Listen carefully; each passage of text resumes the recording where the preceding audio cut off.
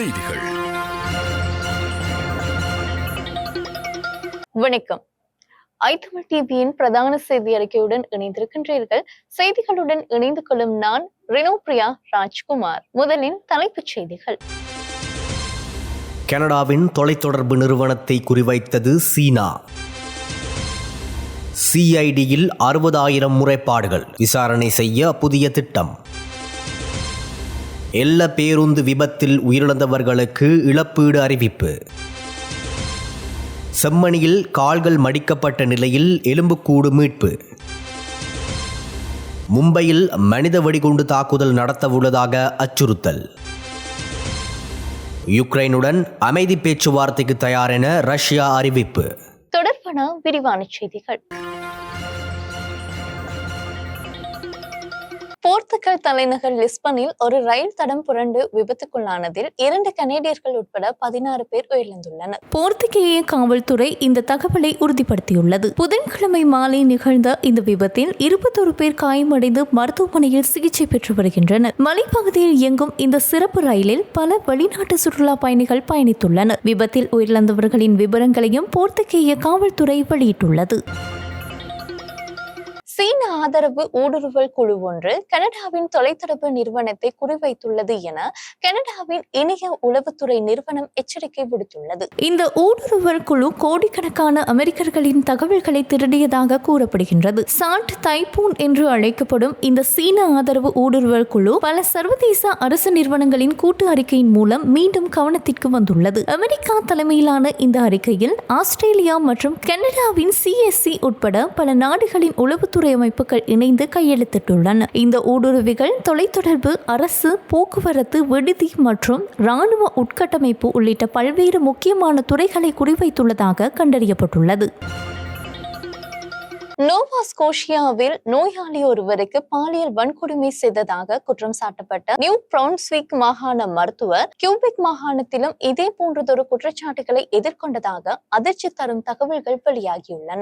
அந்த மருத்துவர் கியூபெக்கில் பாலியல் ரீதியான 2 புகார்களை எதிர்கொண்டதாக ஆவணங்கள் தெரிவிக்கின்றன. கடந்த ஜனவரி மாதம் அம்மெஸ்ட் அருகே உள்ள கம்பர்லேண்ட் பிராந்திய சுகாதார மையத்தில் அவசர சிகிச்சை பிரிவில் ஒரு நோயாளிக்கு சிகிச்சை அளித்த போது பாலியல் வன்கொடுமை அந்த மருத்துவர் மீது கடந்த மாதம் குற்றம் சுமத்தப்பட்டது. இந்த குற்றச்சாட்டை அடுத்து அவரை பணியமர்த்தியிருந்த விட்டலைட் சுகாதார வலையமைப்பு ஆகஸ்ட் மாதம் 28 முதல் அவர் பணியில் இல்லை என்று அறிவித்தது. அத்துடன் நியூ பிரவுன்ஸ்விக் மருத்துவர்கள் மற்றும் அறுவை சிகிச்சை நிபுணர்கள் கல்லூரி அவரது மருத்துவ பயிற்சி உரிமத்தை இடைநிறுத்தம் செய்துள்ளது. ஒட்டாவாவில் ஜூலை 31 அன்று நிகழ்ந்த சிறிய விமான விபத்திற்கான காரணத்தை கண்டறிய உதவும் முக்கிய விமான பாகம் ஒன்று தற்போது கிடைக்கப்பெற்றுள்ளது. குறித்த விமான பாகமானது விபத்து நடந்த 1 மாதத்திற்கும் மேலாக காவல்துறையின் கைகளில் இருந்தது எனவும் தெரிவிக்கப்பட்டுள்ளது. அது தற்போது கனடாவின் போக்குவரத்து பாதுகாப்பு சபையிடம் ஒப்படைக்கப்பட்டுள்ளது. உரிய காலத்தில் இந்த விமான பாகம் கிடைத்திருக்காமையானது விசாரணையில் பின்னடைவை ஏற்படுத்தியுள்ளதாக கூறப்படுகின்றது. தொடர்பான இலங்கை செய்திகள்.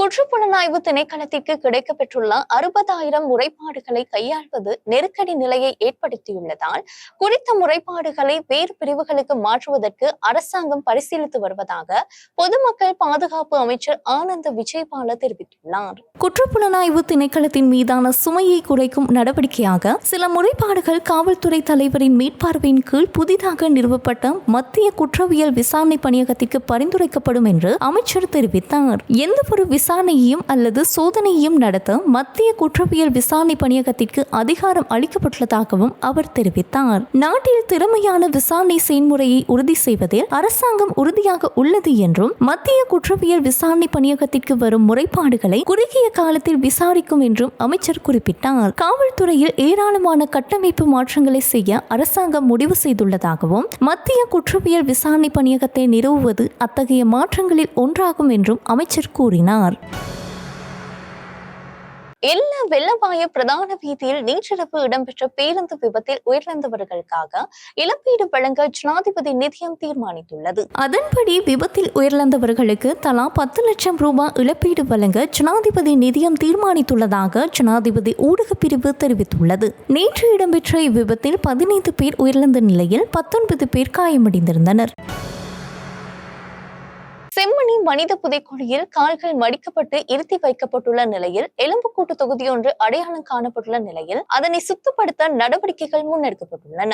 செம்மணி மனித புதைக்குழியில் அகழ்வு பணிகளின் போது நேற்றைய தினம் குவியலாக 8 மனித எலும்புக்கூட்டு தொகுதிகள் அடையாளம் காணப்பட்டுள்ள நிலையில் அவற்றை சுத்தம் செய்யும் பணிகள் முன்னெடுக்கப்பட்டன. அதன்போது அவற்றுள் ஒரு மனித எலும்புக்கூட்டு தொகுதி கால்கள் மடிக்கப்பட்டிருந்த நிலையில் அடையாளம் காணப்பட்டுள்ளது. அது தொடர்பில் தெளிவான விளக்கத்தினை பெற யாழ் பல்கலைக்கழக இந்து நாகரிக துறை மூத்த விரிவுரையாளர் புதைக்குழி பகுதிக்கு அழைக்கப்பட்டு அது தொடர்பிலான அவரது அவதானிப்புகள் தொடர்பில் விளக்கங்கள் கோரப்பட்டன. அவரது தனது அவதானிப்பின்படி இந்து முறைப்படி முறையாக அடக்கம் செய்யப்பட்டமைக்கான சான்றுகள் காணப்படவில்லை எனவும் எலும்புக்கூட்டின் கைகள் காணப்படும் நிலைமை உள்ளிட்ட காரணிகளால் அது முறையாக அடக்கம் செய்யப்பட்ட எலும்புக்கூடு இல்லை என தனது அவதானிப்பை வெளிப்படுத்தியிருந்தார். அதனை அடுத்து அது தொடர்பிலான விவரமான அறிக்கையை மன்றில் சமர்ப்பிக்குமாறு நீதவான் சே லெனின்குமார் உத்தரவிட்டுள்ளார். அதேபோல செம்மணி மனித புதைக்குழிக்காக யாழ்ப்பாணம் நீதவான் நீதிமன்றம் அனுமதித்த 45 நாட்கள் நாளைய தினம் நிறைவு பெற உள்ள நிலையில் அடுத்த வழக்கு விசாரணைகள் தொடர்பில் நாளைய தினம் நீதவான் திகதியிடுவார் என சட்டத்தரணிகள் தெரிவித்துள்ளனர்.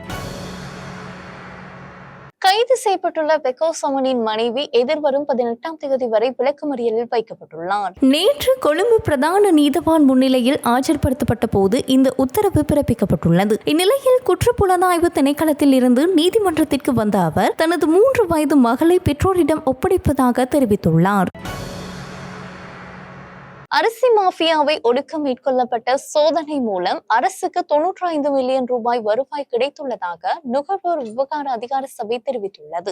கம்பகா மற்றும் கொழும்பு மாவட்டங்களை அடிப்படையாக கொண்டு இந்த சோதனைகள் மேற்கொள்ளப்பட்டதாக தெரிவிக்கப்படுகின்றது. இந்த வருடம் ஜனவரி முதல் ஆகஸ்ட் வரை மேற்கொள்ளப்பட்ட அரிசி சோதனைகளின் எண்ணிக்கை 2800 ஆகும். இவற்றில் 915 சோதனைகள் அதிக விலைக்கு அரிசி விற்பனை செய்வது தொடர்பான சோதனைகள் என்று நுகர்வோர் விவகார அதிகார சபை தெரிவித்துள்ளது. இந்த அரிசி சோதனைகள் தொடர்பாக நீதிமன்றங்களால் 95 மில்லியன் ரூபாய் அபராதம் விதிக்கப்பட்டுள்ளதாகவும் அதிகார சபை குறிப்பிட்டுள்ளது. அதிக விலைக்கு அரிசி விற்பனை செய்து இருப்புகளை மறைத்து வைக்கும் வர்த்தகர்களை அடையாளம் காண அனைத்து மாவட்டங்களிலும் தொடர்ந்து சோதனைகள் மற்றும் விசாரணைகள் மேற்கொள்ளப்பட்டு வருவதாக நுகர்வோர் விவகார அதிகார சபை மேலும் தெரிவித்துள்ளது. தொடர்பான இந்திய செய்திகள். இந்தியாவின் மும்பை நகரில் 34 இடங்களில் மனித வெடிகுண்டு தாக்குதல் நடத்தப்போவதாக வந்த அச்சுறுத்தலை தொடர்ந்து முக்கிய பகுதிகளில் போலீசார் பாதுகாப்பை அதிகரித்துள்ளதாக இந்திய ஊடகங்கள் செய்தி வெளியிட்டுள்ளன.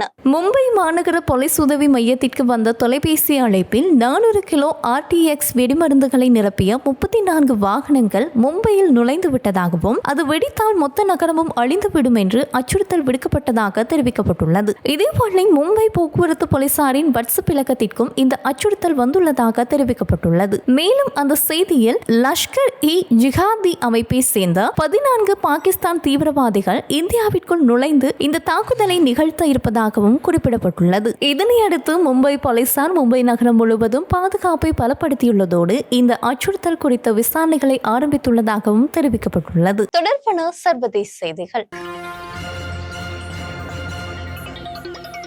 உக்ரைனுடன் அமைதி பேச்சுவார்த்தைகளுக்கு தயாராக இருப்பதாக ரஷ்யா அறிவித்துள்ளதாக சர்வதேச ஊடகங்கள் செய்தி வெளியிட்டுள்ளன. அமைதி பேச்சுவார்த்தையை ரஷ்யா தொடர்ந்து தட்டி கழித்து வந்த நிலையில் உக்ரைனுடன் அமைதி பேச்சுவார்த்தைகளை நடத்த தயாராக இருப்பதாக ரஷ்ய ஜனாதிபதி விளாடிமிர் புட்டின் அறிவித்துள்ளதாக தெரிவிக்கப்பட்டுள்ளது. அது மட்டுமின்றி உக்ரைன் பிரதிநிதிகளுக்கு முழு பாதுகாப்பு உத்தரவாதங்களையும் அளிக்க முன்வருவதாக ரஷ்ய ஜனாதிபதி தெரிவித்துள்ளார். உக்ரைனுக்கு நிலம், கடல் மற்றும் வான்வழியில் ஒரு சர்வதேச படையின் மூலம் பாதுகாப்பு உத்தரவாதங்களை வழங்க 26 நாடுகள் உறுதியளித்துள்ளதாக பிரான்ஸ் ஜனாதிபதி இமானுவேல் மேக்ரோன் கூறிய நிலையில் தற்போது புட்டினின் இந்த அறிவிப்பு வெளியாகியுள்ளமை குறிப்பிடத்தக்கது. இத்துடன் ஐதமிழ் டிவியின் பிரதான செய்தி அறிக்கை நிறைவடைகின்றது.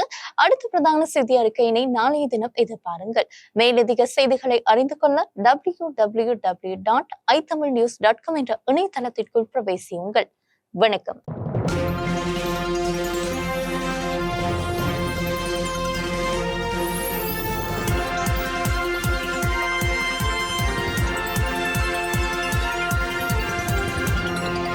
தமிழ் செய்திகள்.